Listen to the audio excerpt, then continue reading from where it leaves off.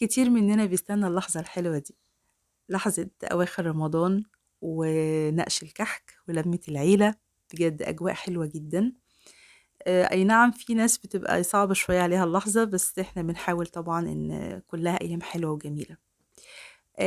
بُصّوا عايزة أقول لكم وصفة الكحك اللي عملتها النهارده، كنت متخيلة إنها صعبة في الأول ومستحيل يطلع قمر كده زي ما أنتم شايفينه بيدوب في البُق، بس بجد لأ، لقيت الدنيا سهلة وبسيطة وما فيش أي تعقيدات خالص، بجد كل ما بنقف في المطبخ وبنعمل الوصفة بإيدينا، باحس إن الدنيا بتبقى سهلة كتير وأحلى كتير، وكمان كفاية أوي خبز الحاجات دي في البيت بتبقى روعة. أول حاجة بقى هابدأ بيها العجوة، أنا باحب بصراحة الكحك اللي بالعجوة ده مش عارفة باحس بطعمه بيبقى لذيذ أوي، العجوة باعملها على النار بتبقى باحط فيها سمسم، باحط فيها حبة من السمنة، وباحط عليها كمان مَيّة ورد، بجد بتبقى حلوة أوي.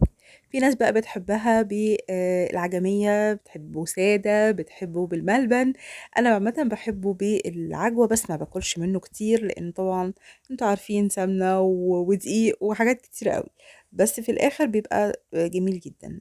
كوّرت أو عملت كِوَر صغيرة bubbles صغيرة كده من العجوة عشان إيه، للحشو، طبعًا باسيبها على جنب، وبابدأ بقى باعمل إيه، الكحك بتاعنا أو الوصفة بتاعتنا بقى الأصلية.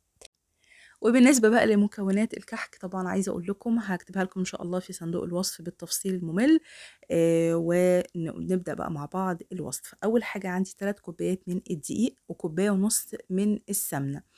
ينفع زيت، ينفع زبدة؟ لأ طبعًا، أنتم عارفين إن دايمًا الكحك مرتبط بالسمنة، فمش هنقدر نحط أي مكون تاني غير السمنة اللي عندي بلدي، أو ممكن تكون جزء من البلدي وجزء من اللي هي الجاهزة، المهم بس تكون يعني سمنة حلوة عشان يطلع الكحك كده ريحته وطعمه حلو. أول حاجة عندي بالنسبة للمواد الرافعة بتاعة الكحك، معلقة من الخميرة ومعلقة من الbaking powder. قد إيه؟ معلقة شاي، معلقة من دي ومعلقة من دي. طبعًا أنا مش هاخمّر الدقيق ما بتخمّرش بس على الأقل إن هو يبقى وهو في الفرن كده بيترفع شوية. بعد كده عندي محلب، المحلب ده باجيبه من العطار، أو يعني روح الكحك زي ما بيقولوا، أهم حاجة طبعًا بيكون غامق. بعد كده عندي سمسم، سمسم أبيض عادي خالص هاقدحه مع السمنة أو هاحطه ممكن مع الدقيق والسمنة سخنة تنزل عليه، برضه يخلّيه كده إيه، بيدّي طبعًا نكهة حلوة جدًا، جدًا. أول حاجة بقى جِبت الدقيق، بُصّوا هاعمل حفرة كده صغيرة وهانزل بيه السمسم على طول، وبعد كده البيكنج باودر، طبعًا رشة الملح ما تنسوهاش، وبعد كده المحلب. جزء من السمنة هاسخّنه على النار أوي، أوي، أوي ماشي، وبعد كده السمنة بقى التانية لأ، يعني هاخلّيها مجرد إنها بس تبقى سايحة مش أكتر، تفُك بس من بعض علشان الكحك ما يبقاش تقيل علينا، أنتم عارفين طبعًا الكحك لمّا كل ما السمنة بتبقى تقيلة أوي فيه، كل ما بيبقى يعني بناكل واحدة وخلاص. بس يعني حبيت إن أنا أعمل السمنة mix ما بين حبّة صغيّرين سخنين بس، لكن الباقي بيبقى يعني عادي خالص.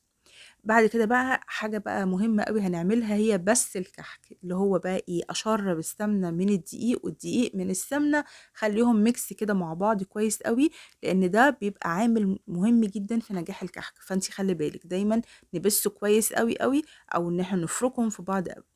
التيست اللي عملته ده إن أنا ضغطت على الكحكاية كده ما شقّقتش منّي، يبقى أنا كده ماشية صح والعجينة بتاعتي تطلع روعة. بعد كده بقى هاسيبها على جنب، هاجيب شوية اللبن اللي عندي اللي أنا ضفتهم والخميرة عملتهم طبعًا زي ما أنتم عارفين في أي عجينة، باسيبهم شوية وبعد كده بانزل عليهم على الكحك بتاعي، ومجرد لفتين 3 وخلاص هيتشرب على طول اللبن بالخميرة. وبس خلاص الكحك بتاعنا خلص، بُصّوا قد إيه سهل وبسيط، وبعد كده بقى بابدأ إن أنا أحشي عادي. عايزاها بقى كبيرة، عايزاها صغيرة، عايزاها الوسط اللي هي على بُق واحد دي، طبعًا زي ما تحبي. النقشة بقى برضه اللي أنتِ حاباها، أنا المنقاش ده يعني عارفين التراث القديم بتاعنا بتاع أهالينا، أنا باحبه أوي، أوي، فنقشت الكحك زي مامتي، ربنا يرحمها يا رب، وهي اللحظة بالنسبة لي كانت صعبة بُصّوا عشان بس مش عايزة أزعّلكم أو مش عايزة أضايقكم في الفيديو، دايما الفيديوهات بتبقى مفرحة اكتر من انها تكون يعني محزنة. بس يلا الحمد لله.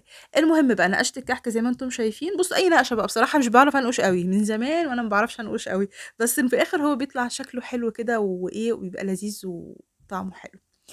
بس هنحطه طبعا زي ما انتم عارفين في الرف الوسطاني على نار متوسطه. وبس، وبألف هنا وشفا. كل سنه وانتم طيبين.